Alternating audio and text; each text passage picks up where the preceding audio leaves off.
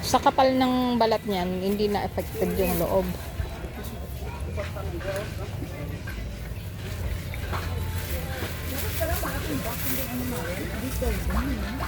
Pero, hindi ko lang alam kung alin ang mas maganda, yung maliliit o yung malalaki. Alin bang mas maganda, ate? Oh, 5. Hala. Kasya pulo ani oy.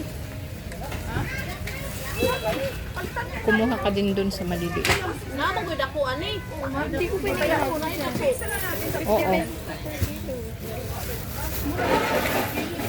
Ay, bilang ani na. Nay dako ana. Ate, pero hinog na po yon. Oh, pang ano?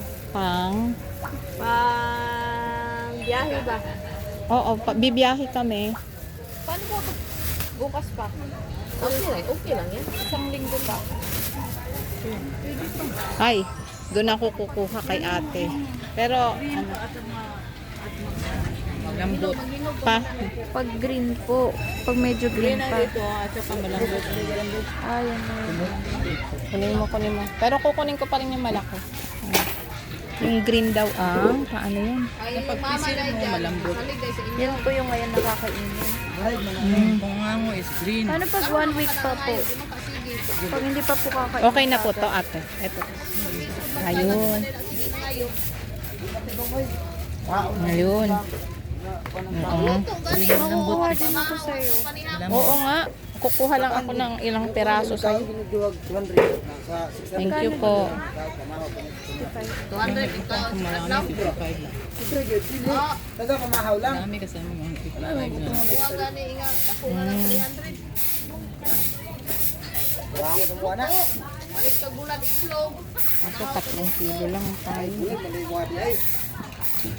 Pamahaw man. Isda prito. Awan mo na. Kalamay mo kinaon. Wala kayo lang ito niya.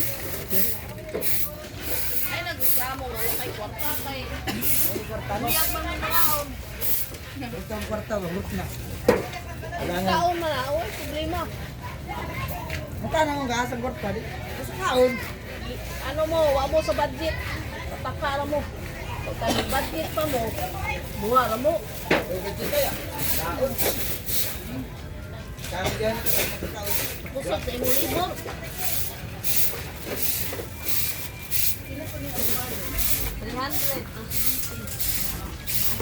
Ate, ito pa. Patimbang nga po.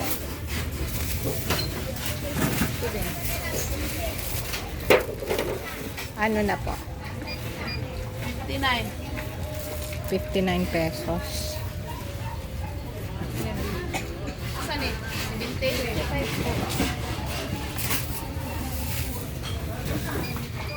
55. Kini 69. Hindi, pag ano, 124 ka lang. 124 daw. Okay na yon? Uy, dadagdagan pa? Diba pwedeng ganito naman yung iba? Dagdagan ko dito. Iba yan ang 20 na. Pasila, karoon na. Mag-20 ang kilo. Parang mas maganda. Oh. Ito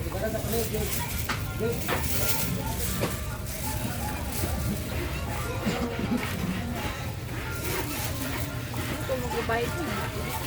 Basta bayaran mo muna.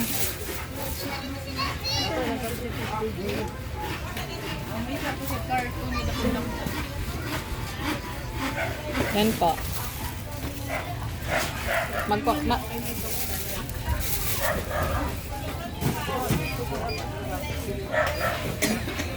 Four. 124. Plus 64, 128, 188, Tama ba? 188. 124 plus 64? Oo, naniniwala na ako sa'yo. 174 plus 64. 188. Niluloko mo ako, Teya. Manila.